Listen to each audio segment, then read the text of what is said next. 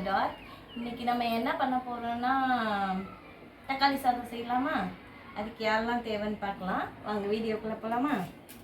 First வெங்காயம், இது medium size வெங்காயம். அதை வந்து நல்லா ஸ்லைஸ் பண்ணி, ஏற்கனவே நான் ஸ்லைஸ் பண்ண சொல்லி கொடுத்துருக்கேன். ஸோ அது மாதிரி ஸ்லைஸ் பண்ணி வச்சுருக்கேன். அப்புறம் ஒரு 6 பச்சை மிளகாவை இந்த மாதிரி 2 கீறி வச்சுருக்கேன்.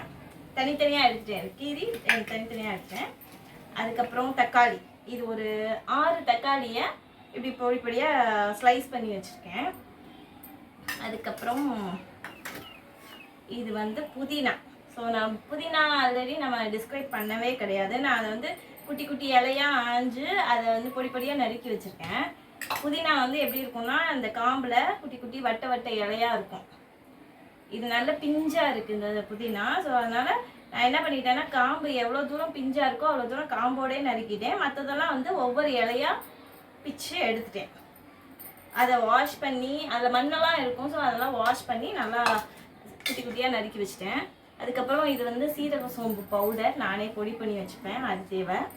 அதுக்கப்புறம் என்ன இருக்குன்னா இஞ்சி பூண்டு பேஸ்ட்டு. இது நான் ரெடிமேடாக நான் ஏற்கனவே அரைச்சி வச்சுருப்பேன். இது ஒரு 2 ஸ்பூன் இருக்கும். அந்த இஞ்சி பூண்டு பேஸ்ட் நறுக்கி இடித்து வச்சுருக்கேன்.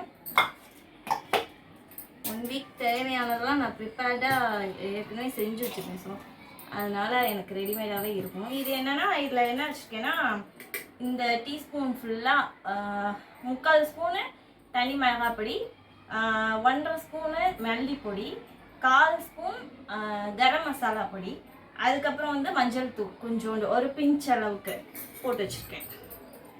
எல்லாமே ஒன்றா போட்டு வச்சுருக்கேன். அண்ட் இது வந்து பட்டை கிராம்பு, இது முழு கரம் மசாலான்னு சொல்லுவாங்க. பட்டை வந்து இப்படி தான் இருக்கும். இது வந்து ஒரு மரத்தோட தோல் மாதிரி இருக்கும். இது வந்து வலுவலன்னு இருக்குது. மரத்தோட தோல் வந்து நம்ம தொடும்போது கொஞ்சம் மேடு பள்ளம் அந்த மாதிரி ரகடாக இருக்கும். இது கொஞ்சம் ஹார்டாக வலுவலன்னு கொஞ்சம் இருக்குது. இது வந்து சாதா பட்டைன்னு சொல்லுவாங்க, இன்னொன்று சுருள் பட்டைன்னு சொல்லுவாங்க. அது வந்து சுருண்டு சுருண்டு இருக்கும். அதுக்கடுத்து வந்து இது ஸ்டார் அனீஸ். இது தொட்டு பார்த்தோன்னா ஒரு ஸ்டார் மாதிரி இருக்கும். இது குட்டி குட்டியாக அந்த ஸ்டார் அனீஸ். இது வந்து இது கல்பாசின்னு சொல்லுவாங்க. இது எப்படின்னா தொட்டு பார்க்கும்போது ஒரு மாதிரி கொச கொசன்னு ஸ்பாஞ்ச் மாதிரி இருக்கும், பூசணம் பூத்த மாதிரி. அது ஒரு மாதிரி ஒரு ஆஷ் கலரும் ஒரு கறி மாதிரி ஒரு கலரும் கலந்த மாதிரி ஒரு இது இருக்கும். இது ஏலக்காய். ஏலக்காய் வந்து நம்ம பார்த்தது இல்லைனாலும் சாப்பிட்ருப்போம், அதோட டேஸ்ட் தெரியும், நல்ல அரோமா இருக்கும். அது ஏலக்காய். இது கிராம்பு. கிராம்பு வந்து என்னென்னா கீழே ஒரு காம்பு மாதிரி இருக்கும், ஒரு பூ மாதிரி தான். மேலே ஒரு இதெல்லாம் இருக்கும், அது மேலே ஒரு மொட்டு மாதிரி ஒரு இது இருக்கும். ஸோ 2 கிராம்பு, 4 பட்டை, ஒரு ஸ்டார் அனீஸு வச்சுருக்கேன். சோம்பு, இதுக்கு சோம்பு தான் நிறைய தேவைப்படும். ஸோ சோம்பு இருக்குது. எல்லாத்தையும் ஒரு வச்சிடலாம் எழுந்தது இல்லாமல். இது வந்து நான் கறி மசாலா பவுடர் வந்து நான் வீட்டிலே மேக் பண்ணி வச்சுக்குவேன். ஸோ அந்த பவுடர் இது. அதுக்கப்புறம் கீ, அதுக்கப்புறம் தேவையான அளவு எண்ணெய். அவ்வளோதான். வாங்க செய்யலாம். இப்போ பற்ற வச்சுக்கலாம். நம்ம இன்றைக்கி வந்து குக்கரில் தான் செய்ய போகிறோம், 1 pot ரைஸாக. ஸோ குக்கரை வச்சுக்கிறேன். இது ஏற்கனவே நான் உங்களுக்கு டிஸ்கிரைப் பண்ணியிருக்கேன், 3 லிட்டர் குக்கர். இது ஹெவி பாட்டம் குக்கர்னு சொல்லிட்டு சில்வர் குக்கர் இது. ஸோ வச்சாச்சு, ப்ளேஸ் பண்ணியாச்சு. இது ஹீட் ஆகட்டும். ஆயில், இது எந்த கடலெண்ணெய் தான் ஊற்றுறேன். இது கடலெண்ணெய் தான் டேஸ்ட்டாக இருக்கும். ஸோ அதனால கடலெண்ணெய். கீ கொஞ்சம், கடலெண்ணெய் கொஞ்சம் ஊற்ற போகிறோம். ஸோ 2 3 4 5 இது 400 தான் ரைஸ்க்கு பண்ண போகிறோம். எண்ணெய் ஊற்றிருக்கோம். அடுத்து கீ. இது வந்து ஒரு சும்மா அதோட வாசத்துக்காக தான் ஊற்ற போகிறேன். ஸோ 1 2 2.5 கீ ஊற்றிருக்கேன். அப்புறம் நம்ம செஞ்சு முடித்தோடனே லாஸ்ட்டாக கொஞ்சம் கீ ஊற்றிக்கலாம். ஸோ இது வந்து தக்காளி சாதமே அது குஸ்கா மாதிரி இருக்கும் டேஸ்ட்டு. அந்த மாதிரி தான் நான் பண்ணுவேன். அப்படி செஞ்சால் தான் என் பசங்களுக்கு பிடிக்கும். ஸோ கீரை இது பண்ணோடனே கரம் மசாலா போடலாம். நான் சொன்னேன்ல பட்டை லவங்கம் ஸ்டார் அனீஸ் அதெல்லாம் இருந்ததுல நல்லா வாசம் வந்துடுச்சு. போடுறேன். போட்டாச்சு. சோம்பு வந்து நான் நிறைய போடுறேன். அது என்னோட 4 விரலில் பிடிச்சி ஒரு 10 to 15 grams சோம்பு போடுறேன். ஏன்னா சோம்போட ஃப்ளேவர் தான் இதுக்கு நல்லாயிருக்கும்.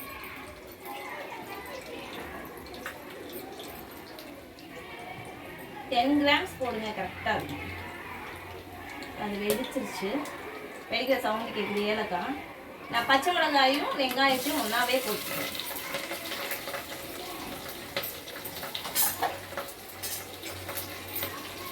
நல்ல ஸ்மெல் வருது. இது வந்து நம்ம நல்லா ஃபுல்லாக பிரியாணிக்கு மாதிரி வதக்கணும்லாம் கிடையாது. இது ஹேண்டில் இருக்கனால ஹேண்டில் பிடிச்சிட்டேன். ஸோ 50 to 60% அவ்வளோ வதக்குனா போதும். எப்படி நான் சொல்கிறேன்னா, அந்த வெங்காயம் வந்து நம்ம போட்டப்போ ராமேட்டடிலாம் இருந்ததை விட இப்போ கொஞ்சம் சுருங்கிருக்கு. அடுத்து நம்ம வந்து இஞ்சி பூண்டு பேஸ்ட்டு இது இடித்த மாதிரி தான் இருக்கும். ஸோ இது 2 ஸ்பூன் இருக்கும். நான் ஃபஸ்ட்டு ஒரு ஸ்பூன் காட்டினேன்ல, அந்த ஸ்பூனில் 2 ஸ்பூன் இருக்கும். அதை அப்படியே போட்டேன். நம்ம ரொம்ப உட்காந்து பிரியாணிக்கு மாதிரிலாம் வதக்கிட்டு இருக்கணும்னு அவசியமே இல்லாட்டில்ல. லைட்டாக அந்த வெங்காயம் தெரியணும், அப்போ தான் நல்லாயிருக்கும்.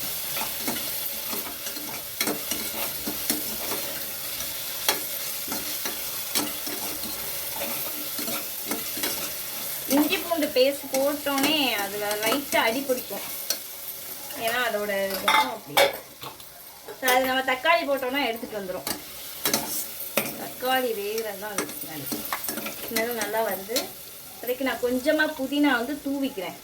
இதுக்கு புதினா ரொம்ப தேவை கிடையாது, சும்மா டேஸ்ட்டுக்கு மட்டும்தான்.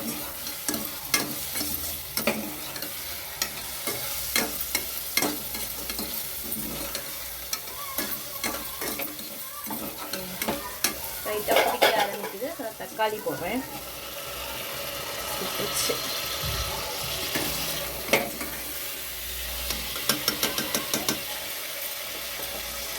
அப்பப்போ இடத்த கிளியர் பண்ணி வச்சுக்கோங்க, அப்புறம் இடங்கள் இல்லாமல் இருக்கும்.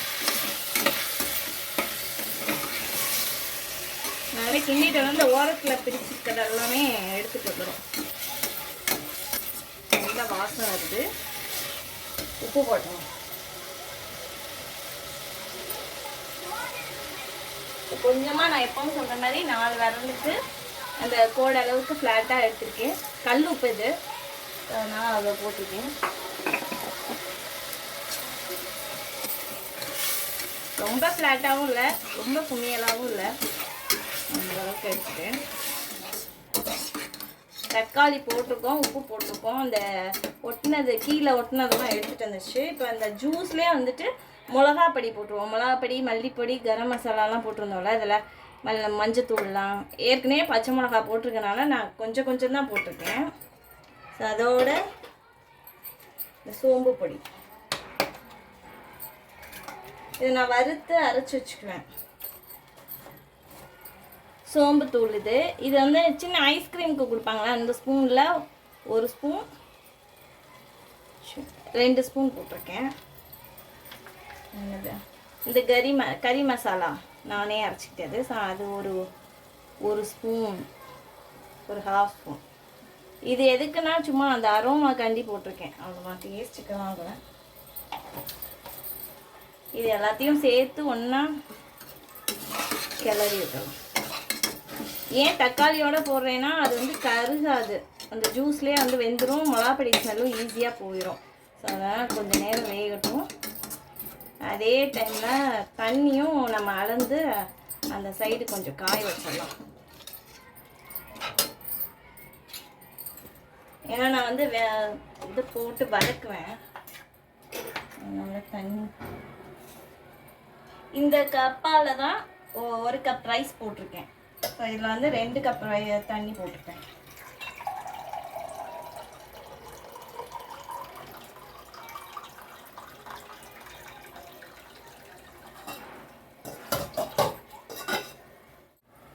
ஊற்றியாச்சு. இதை கப்பில் 2 கப் தண்ணி ஊற்றிருக்கேன். ஸோ அதை இந்த சைடு ஹீட் பண்ணிக்கலாம். ஹீட் பண்ணிட்டோம்னா சீக்கிரமாக டக்குன்னு வேலையாகும்.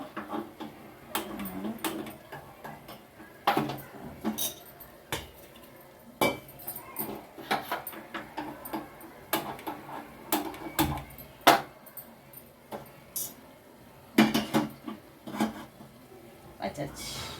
அது ஹீட் ஆகட்டும். இது கொஞ்சம் நேரம் வேகட்டும். வெந்தால் தான் அந்த மிளகாப்பொடி ஸ்மெல்லெல்லாம் போகும், அந்த மசாலாவோட ஸ்மெல்லெல்லாம். ஸோ கொஞ்சம் நேரம் வேகட்டும். வெந்ததுக்கப்புறமா என்ன பண்ணலான்னு சொல்கிறேன்.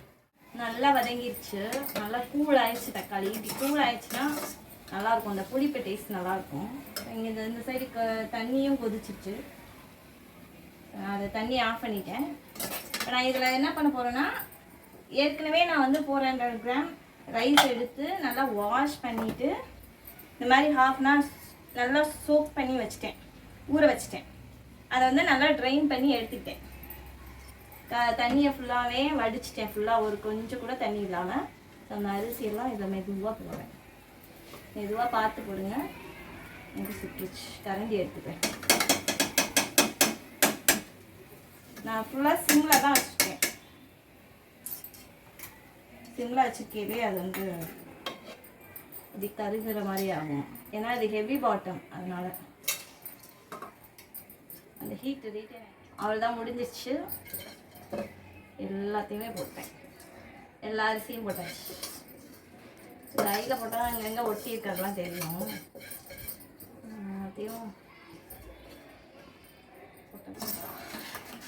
அப்பப்போ எல்லாத்தையும் கிளியர் பண்ணி வச்சுக்கணும். அப்போ தான் எனக்கு ஈஸியாக இருக்கும், எரிஞ்சது இல்லாமல். நான் எதுக்கு அரிசியை போட்டு வதக்குறேன் அப்படின்னா, அது வதக்கும் போது நல்லாயிருக்கும். இது வந்து நான் வந்து சீரக சம்பாவோ பாஸ்மதி ரைஸோ கிடையாது. அது வீட்டில் நம்ம யூஸ் பண்ணுற ரெகுலர் அரிசி தான். ஸோ அதனால் நல்லா வதக்கிக்கிறேன். அதையும் நீங்கள் வதக்கினீங்கன்னா நல்லாயிருக்கும். அந்த ஜூஸ் எல்லாம் அதில் வந்து சேர்ந்துட்டதுக்கப்புறமா நல்லாயிருக்கும். ரொம்ப போட்டு வதக்கணும்னு அவசியம் இல்லை. ஜஸ்ட்டு சும்மா 2-3 தடவை அப்படியே கிளறி விட்டுட்டு எல்லா மசாலாவும் அதில் சேர்ந்துச்சுன்னா ஓகே. இப்போ தண்ணி எடுத்து அதில் ஊற்றிக்கலாம்.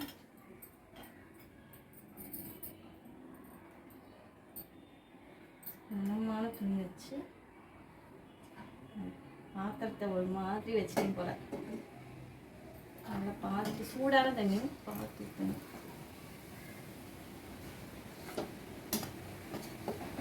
ஊற்றியாச்சு எல்லாத்தையும். நான் கரெக்டாக அளந்து ஊற்றுனனால எல்லா தண்ணியுமே நான் ஊற்றிட்டேன்.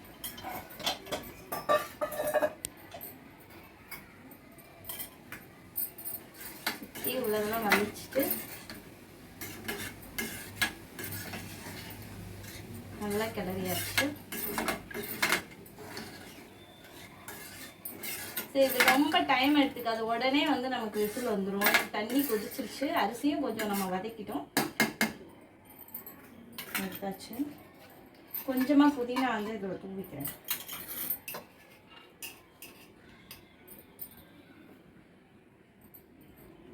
அதான் இது கொஞ்சம் நேரம் கொதிக்கிட்டோம். கொதிச்ச உடனே மூடி போட்டு மூடிடலாம். ஒரு கொதி மட்டும் வரட்டும். கொதிச்சிருச்சு. நல்லா வதச்சு விட்டுருந்தோம். நம்ம சுடு தண்ணி போட்டுருந்தோம். அதை வதக்கிருந்தோம். அதனால சீக்கிரமே கொதிச்சிருச்சு. சிம் பண்ணிட்டு மூடியை வச்சு மூடிடலாம். அந்த மூடியில் வந்து நான் ஏற்கனவே வந்து ஒழுங்காக டிஸ்கிரைப் பண்ணாமல் விட்டேன். மூடி வந்து வட்டமாக இருக்குது, உள்ள பெல்ட் இருக்குதுன்னு சொல்லியிருந்தேன்ல. மேலே வந்து ஒரு நாபு கொடுத்துருப்பாங்க. அந்த நாப் வந்து ஓட்டையில் வந்து எதுவும் அடைக்காமல் இருக்கா அப்படின்றதுக்கு வந்து நம்ம வாஷ் பண்ணிவிட்டு ஒரு தடவை அப்படி ஊதி பார்த்தோம்னா உள்ளே அடைச்சிருக்கா அடைக்கலையான்னு தெரியும். ஸோ கரெக்டாக ஏர் வந்து ஃப்ளோவாக போச்சுன்னா அடைக்கலன்னு அர்த்தம். இப்போ நான் அதெல்லாம் ஊதி பார்த்துட்டேன். ஸோ அதனால் நான் மூடுறேன். மூணுனே நல்லா ஃபுல் ஃப்ளேம் வச்சுட்டேன்.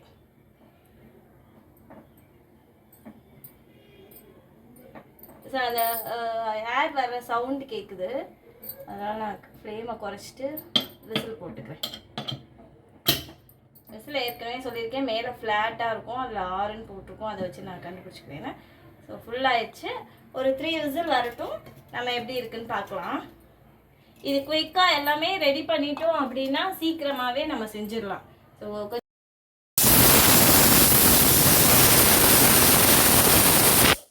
விசில் வந்துருச்சு. இனி தம் அடங்கினோன்னே நம்ம எப்படி இருக்குன்னு பார்க்கலாம். தம்லாம் இறங்கிடுச்சு. எப்படி இருக்குன்னு பார்க்கலாம். அவ்வளோதான். மெதுவாக ஓப்பன் பண்ணுங்க. நல்ல வாசம் வருது.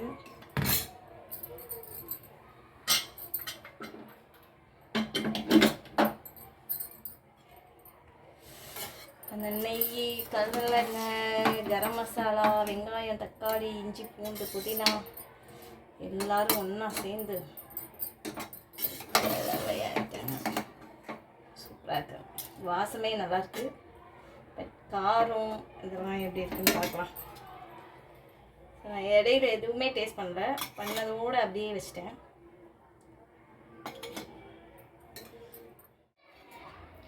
எப்படி இருக்குன்னு நானே சாப்பிட்டு பார்த்து சொல்கிறேன். நான் சொல்லி நல்லா இருக்குன்னா நீங்கள் நம்ப மாட்டீங்க, நீங்களும் செஞ்சு பார்த்து சொல்லுங்கள்.